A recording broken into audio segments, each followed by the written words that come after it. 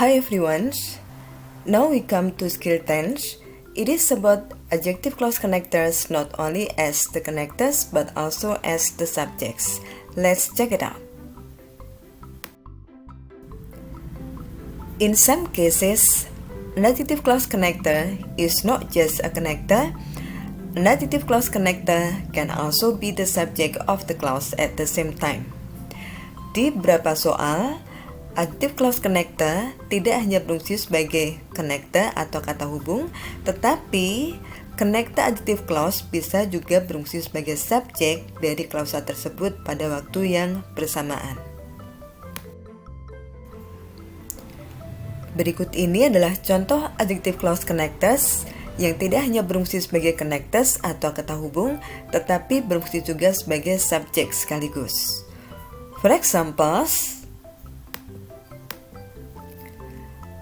connector who yang diikuti oleh verb bisa digunakan untuk menjelaskan people. Kemudian connector which yang diikuti oleh verb bisa digunakan untuk menjelaskan things. Kemudian connector that yang diikuti oleh verb bisa digunakan untuk menjelaskan people atau things.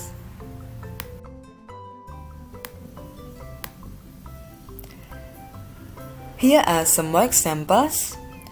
The woman who smiles at you is my mother.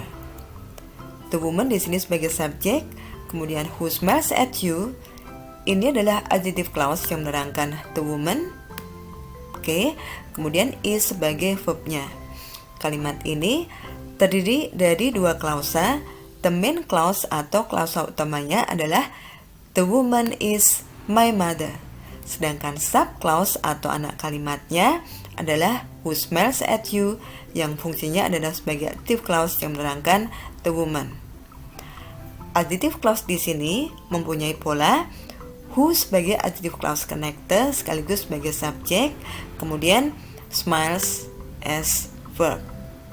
Maknanya, perempuan yang tersenyum padamu itu adalah ibu saya. Next, we need a secretary who types fast. We as the subject, need as the verb, a secretary as the object. Who types fast adalah adjective clause yang menerangkan objeknya di sini yaitu a secretary. Di sini main clause atau klausa utamanya adalah we need a secretary. Sedangkan sub clause atau anak kalimatnya adalah who types fast. Ini adalah adjective clause, oke, dengan pola who sebagai adjective clause connector sekaligus sebagai subjek dengan verb. Maknanya kita butuh seorang sekretaris yang mengetik dengan cepat.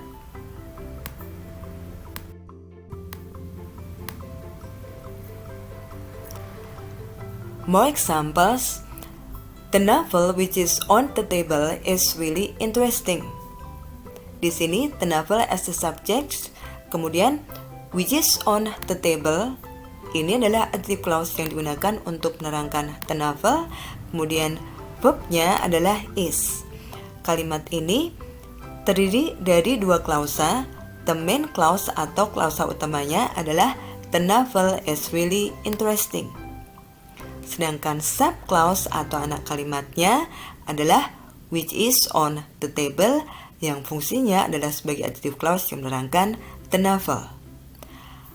Adjective clause dalam kalimat ini mempunyai pola which sebagai adjective clause connector sekaligus sebagai subjek, kemudian is sebagai verbnya. Maknanya, novel yang ada di atas meja itu adalah novel yang sangat menarik. Next, I borrowed the novels which are really thick. Di sini, I sebagai subjeknya, borrow sebagai verbnya, the novels as the objects which are really thick adalah adjective clause yang digunakan untuk menerangkan the novels. Ada dua klausa dalam kalimat ini. Main clause-nya adalah I borrowed the novels. Sedangkan which are really thick adalah sub clause atau anak kalimatnya yang fungsinya adalah sebagai adjective clause yang menerangkan the novels. Dengan polanya yaitu which sebagai adjective clause connector sekaligus sebagai subjek dan diikuti oleh verb. Maknanya, saya meminjam novels yang sangat tebal.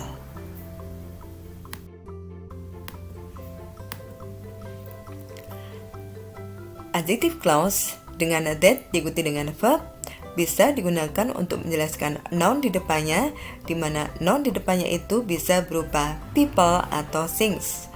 For example, the teacher that teaches English told her experience to her students. The teacher di sini sebagai subjek, kemudian that teaches English adalah sebagai adjective clause untuk menerangkan the teacher, kemudian told adalah sebagai verbnya. Kalimat ini ada dua klausa, yaitu the teacher told her experience to her students sebagai main clause-nya, sedangkan sub clause-nya adalah that teaches English yang fungsinya sebagai adjective clause yang menerangkan the teacher. Adjective clause di sini mempunyai pola that sebagai adjective connector sekaligus sebagai subjek dan verb yaitu teaches. Maknanya adalah guru yang mengajar bahasa Inggris itu bercerita pengalamannya kepada murid-muridnya. Next, I like the singer that sings naturally. I as the subject, like as the verb, the singer as the object, that sings naturally adalah adjective clause untuk menerangkan the singer. Oke, ada dua klausa dalam kalimat ini. Main clause atau klausa utamanya adalah I like the singer, sedangkan sub clause atau anak kalimatnya adalah that sings naturally, yang fungsinya sebagai adjective clause yang menerangkan the singer. Adjective clause-nya di sini mempunyai pola that sebagai adjective connector sekaligus sebagai subjek dan sing sebagai verbnya. Maknanya, saya suka penyanyi yang menyanyi dengan alami atau dengan natural.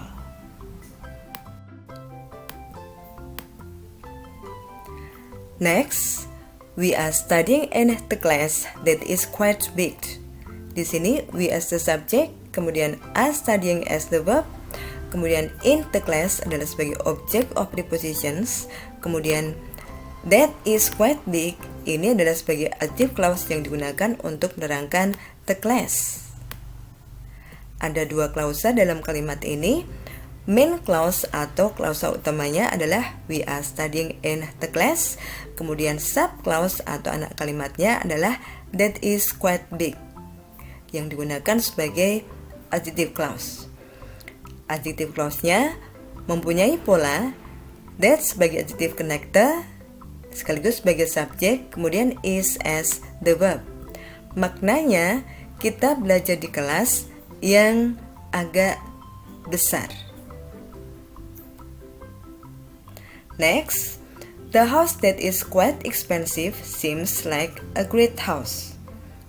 The house as the subject that is quite expensive adalah sebagai adjective clause yang menerangkan the house, kemudian seems sebagai verbnya. Di sini ada dua klausa, yaitu klausa utamanya atau main clause-nya adalah the house seems like a great house, kemudian sub clause atau anak kalimatnya adalah that is quite expensive, yang fungsinya adalah sebagai adjective clause yang menerangkan the house. Adjective clause-nya di sini mempunyai pola that sebagai adjective connector, kemudian sekaligus sebagai subjek di sini, kemudian is sebagai verbnya. Maknanya, rumah yang agak mahal itu kelihatannya rumah yang hebat. Now it is time to practice. Part A, choose the correct answer. Any students blah blah blah, the paper by Friday will fail the class. Kalau kita melihat soal, kita harus tahu mana yang menjadi subjek dan verbnya. Dan kalimat ini sudah ada subjeknya yaitu any students sebagai subjek. Kemudian verbnya adalah will fail. Oke. Dan kalimat ini mana yang menjadi klausa utamanya?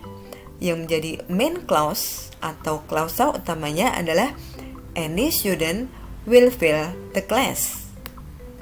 Oke, pertanyaannya, student yang bagaimanakah yang will fill the class? Nah, itu dijelaskan dalam adjective clause di sini yang berfungsi untuk menerangkan any student. Oke, yang manakah dari pilihan jawabannya yang bisa menjadi adjective clause yang menerangkan any student ini? Kita analisa. Kalau jawabannya who, harusnya diikuti oleh verb. Kalau which bukan connector yang tepat untuk any student. Which adalah untuk since. Kemudian who doesn't submit. Nah, di sini sudah tepat karena menerangkan any student. Kemudian whom submit di sini tidak tepat karena masih ingat whom adalah connector yang diikuti oleh subjek dan verb. So, C is the best answer. Maknanya, any student who doesn't submit the paper by Friday will fail the class. Siswa yang tidak mengumpulkan paper pada hari Jumat akan gagal di kelas. So, any student as the subject, kemudian who doesn't submit the paper by Friday adalah adjective clause yang menerangkan any student, will fail as the verb.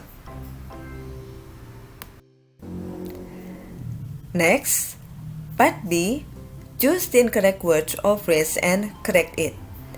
Pilih satu kata atau frasa yang tidak tepat dan benarkan. For example, she forgot to attend the meeting which it began at 11. Di sini, she sebagai subjeknya. Oke, kemudian forgot as the verb. Oke, kemudian to attend the meeting. Kemudian di sini ada adjective clause yang menerangkan the meeting di sini. Oke. Yang manakah kata yang tidak tepat di sini? Oke. Yes, you are right. Harusnya di sini tidak usah memakai it.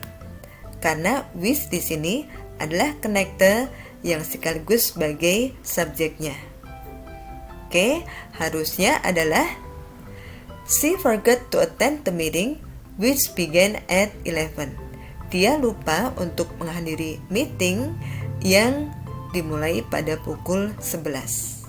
So, D is the answer.